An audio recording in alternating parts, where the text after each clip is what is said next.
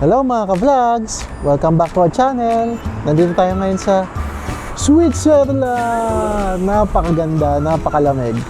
Ang first stop natin dito sa Switzerland, kakain tayo ng masarap na cheese fondue.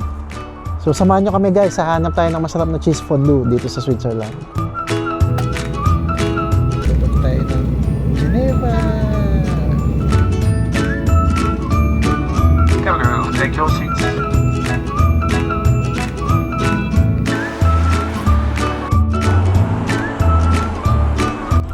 Ay, medyo maulan guys, naka rain cover kami, naka waterproof jacket din kami. So hahanap tayo ng masarap na cheese fondue.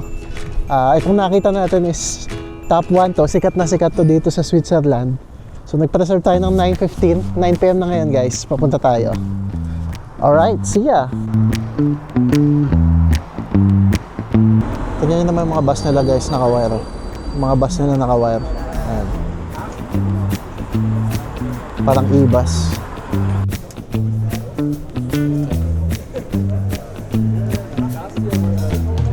Try natin itong fondue nila. 25.90. We have gum! Hello, Mami! Nandito na tayo sa loob ng Café du Soleil. Medyo masigit pala dito guys, mainit. Pero mukhang okay yung ano nila dito, cheese fondue, kasi sobrang daming mga kumakain na mga locals. So mukhang authentic cheese fondue talaga itong napuntahan natin guys. Sobrang taas ng rating niya sa Google Maps. So try natin, tara! Hello! Best fondue? Best fondue tayo. Okay mga ka-vlogs, so ito na yung tinapay natin, dumating na. Ayan, tinantay na lang natin yung cheese fondue. Meron din tayo ditong white wine guys. Tikman natin. Bagay na bagay daw to sa cheese eh. Saka meron tayong lemonade. Ayan. So dito sa Switzerland, libre ang tubig. Unlike sa Netherlands, may bayad yung mga tubig nila. Dito libre. At yun nga guys, bago kami nakarating dito, sumakay kami ng bus. Pero pagbaba namin, para kami nasa gubat. Sobrang liblib. Pero nung malapit na kami, hindi naman namin expect na sobrang daming tao pala. So mukhang talagang sikat na sikat tong lugar na to. Try natin, tikman natin kung ano yung kakaiba dito at pinipilaan ng mga lokal. Sama kayo sa date namin.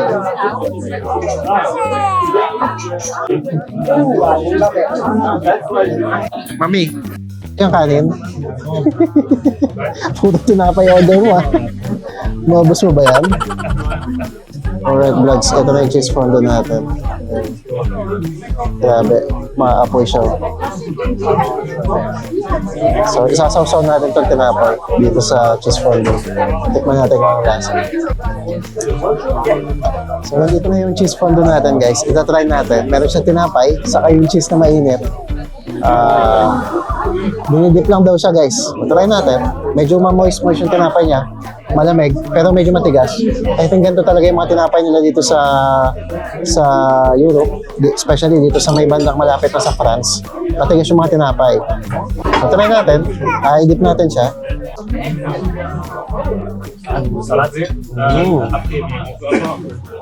Nalaglag guys. Oh. Tignan nyo naman guys, tumutulo. Saka sobrang init.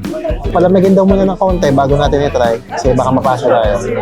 Pero ito yung mukhang masarap eh. Sabi nga ni Ninong Rai, the perfect buy.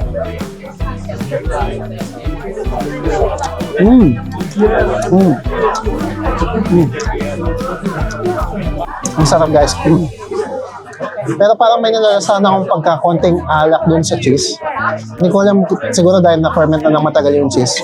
At hindi siya yung normal na cheddar cheese. Old cheese siya ng Switzerland. May konting pagkalansa siya, bagay na bagay siya sa fondue.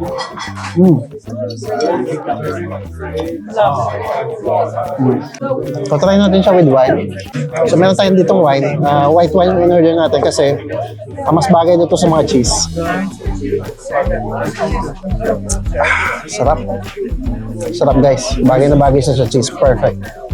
So, try naman natin tong ham na may cheese. Ano siya, yung kinuha natin yung beef ham. Half-half pala yung in-order natin. Merong pork, yamon, meron ding beef ham.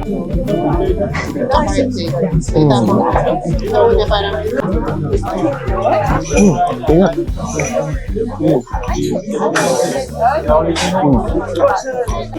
Ibang-iba siya sa mga samgyup na yung may beef, isasawsaw mo sa cheese dip.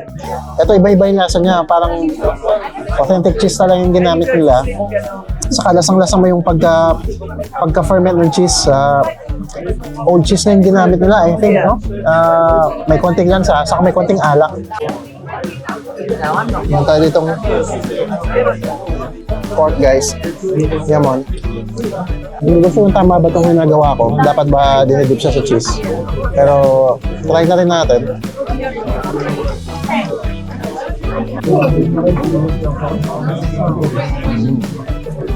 So try natin itong yamon. Authentic yamon siya. Dinip natin siya sa cheese. Haba. Haba.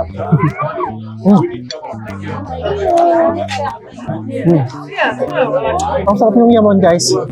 Ang yamon kasi parang ano na siya eh, cured pork. Tapos, ididip mo pa siya sa fermented na cheese. So parang nagka-clash yung dalawang lasa. Pero ang sarap ng combination.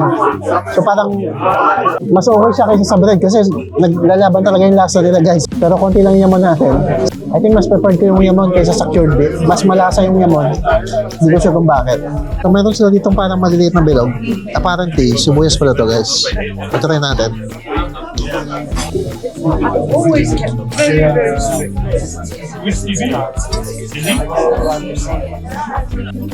So ang init, guys. Tanggal na ako ng jacket. Sobrang init dito sa loob. Ito rin natin kung anong lasa na itong onion na may cheese.